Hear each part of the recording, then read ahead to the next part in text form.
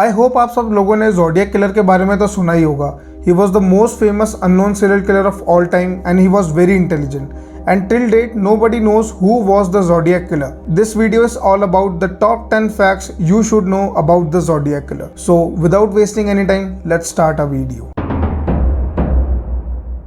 Zodiac killer के code पर 15 साल काम करने के बाद क्रिप्टोलॉजिस्ट डेविड ओर्नानचक ने उसकी एक यूट्यूब वीडियो के कमेंट पर रिप्लाई दिया और उससे उनकी दोस्ती एक वर्जीनिया बेस्ड वेब डिजाइनर और एक Australian based mathematician Sam Blake से हुई और उसके कुछ समय बाद बेल्जियम में रह रहे एक वेयर हाउस ऑपरेटर ने भी उनकी टीम ज्वाइन कर ली। अब इन सब ने ज़ोडिएक के कोड पर काम करना शुरू किया और एक ऐसा सॉफ्टवेयर कोड लिखा जिससे उनका साइफर सॉल्व हो चुका था। इन्होंने बताया कि इस कोड को सॉल्व करने के लिए उन्होंने इस कोड के 6.5 लाख पॉसिबल सॉल्यूशंस को एक सुपर कंप्यूटर में रन करके सॉल्व किया। Here is the solution you can see on the screen.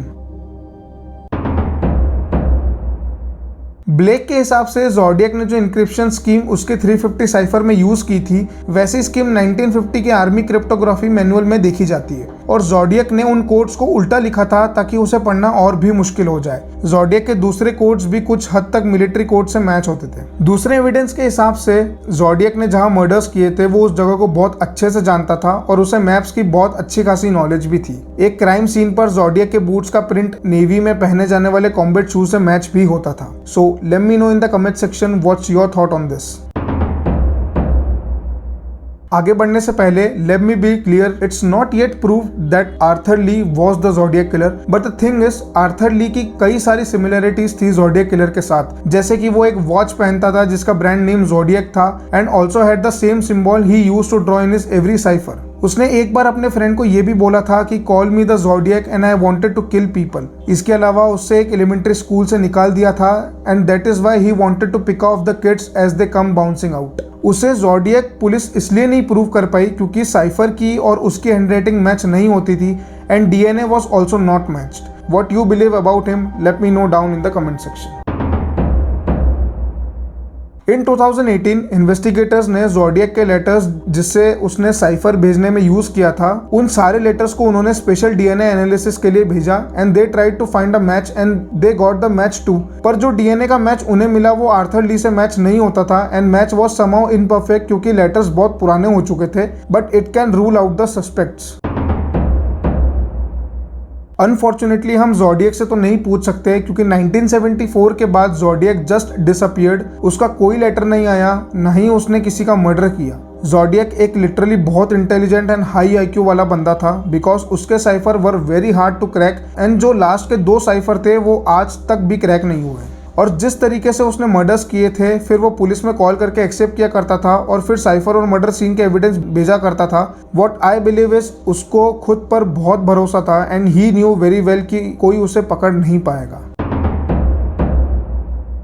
4 जुलाई 1969 को वलेहो पार्क में डार्लिन फेरन और माइशेल मैग्यू को ज़ोडिएक ने गोली मारी थी और अनफॉर्चुनेटली लड़की की ऑन सीन डेथ हो जाती है बट द बॉय सर्वाइव्ड और उसने बहुत की पॉइंट्स ज़ोडिएक के बारे में पुलिस से शेयर किए थे। इसके एक साल बाद ब्रायन हार्टनेल और उनकी गर्लफ्रेंड सेसिलिका शेफर्ड लेक बेरियासा के पास रिलैक्स कर रहे थे और वहां ज़ोडिएक आ जाता है। वो उन दोनों को नाइफ से कई बार अटैक करता है and again unfortunately the lady died but a boyfriend survived और उसने रिकवर होने के बाद ये बताया कि ज़ोडिएक ने ये कॉस्ट्यूम पहनी थी।